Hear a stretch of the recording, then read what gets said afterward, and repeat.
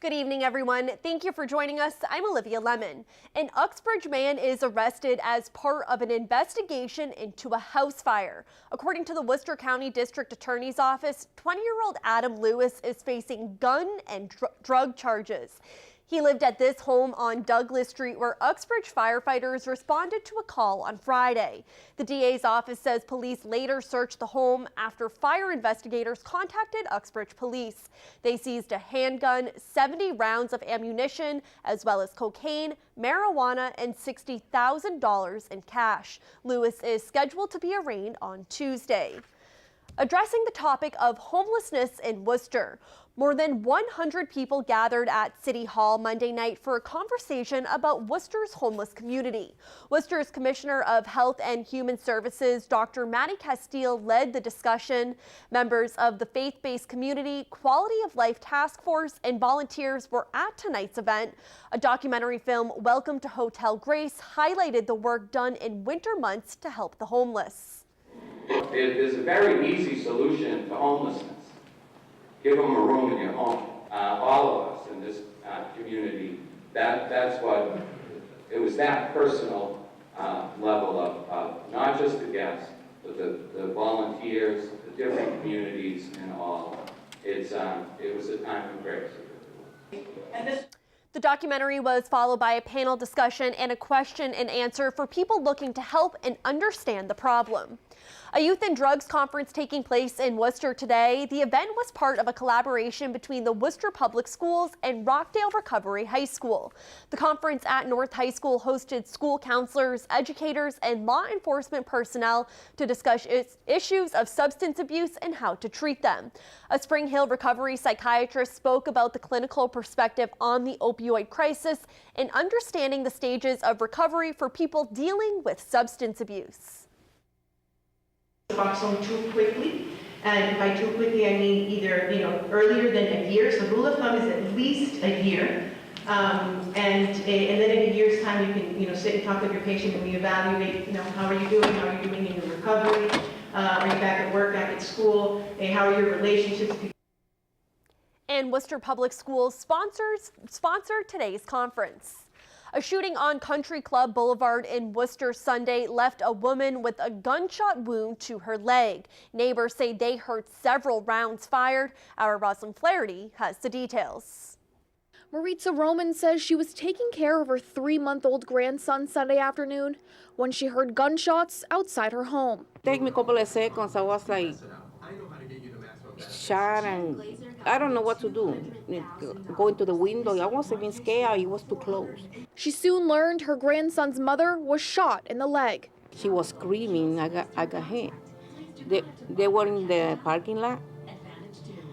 Once I went to the door, I see my son pulling her in, telling me, please, Mom, call 911. Worcester police responded to Country Club Boulevard around 2 p.m.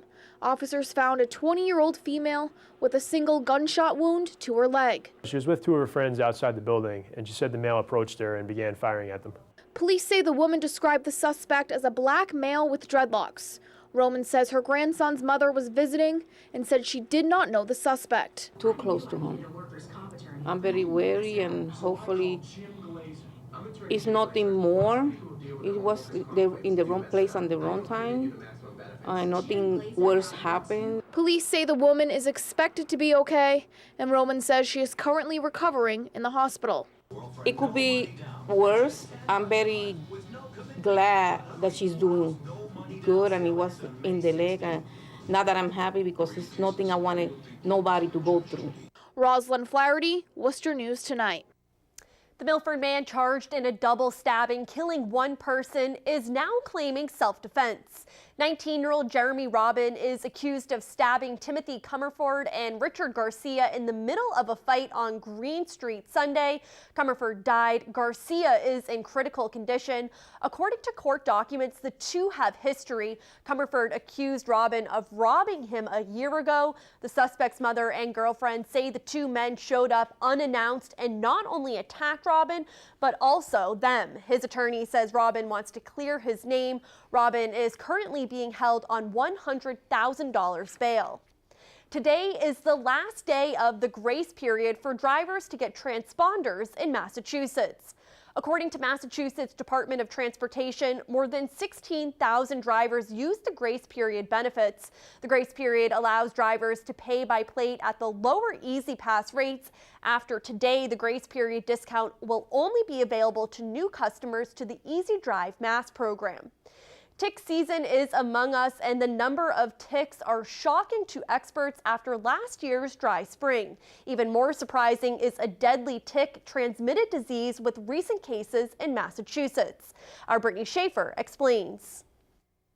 The deer ticks are obviously the one we're most concerned about. Tick numbers are on the rise in Massachusetts. Professor of infectious disease at Tufts, Sam Telford, says the rainy spring increased numbers from last year's drought. They don't normally become a problem until Memorial Day, so they seem to be out a little early. A major concern among ticks is their transmitting of Lyme disease. According to the Lyme Disease Association, Massachusetts has the second most incidents in the country. You know, it's been trending upward. It averages 2,500, 3,000 cases a year. May is Lyme Awareness Month in the state of Massachusetts. For Michelle Miller, the fight against Lyme disease is personal. I lost my mother from complications of having late-stage Lyme disease that was misdiagnosed year after year.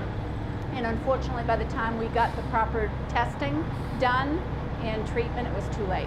Telford says there's another, more fatal disease transmitted by ticks in Massachusetts. He's studied the Powassan disease for 20 years. And only in the last 5 to 7 years have we realized that it's starting to infect more people.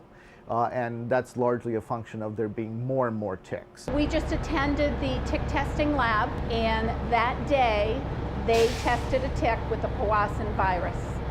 So it is becoming, unfortunately, common in this area. Telford says there have been 13 confirmed cases in Massachusetts in the past 3 years. The disease can cause swelling in the brain, leading to death in 10% of cases, but it is rare. Maybe 1 to 2% of the ticks carry it, whereas 30 to 60% of the ticks carry the bacteria that causes Lyme disease. Brittany Schaefer, Worcester News Tonight. And Telford says the best way to prevent tick bites is to put bug spray on your legs and ankles whenever you are outside. A ceremony held by the Webster Square Business Association honors those who have excelled in business, community service, and academics. The award ceremony was held at Clark University Monday night. Bob Sampson and Margot Neller were given the Community Service Award for their efforts to beautify the Webster Square area.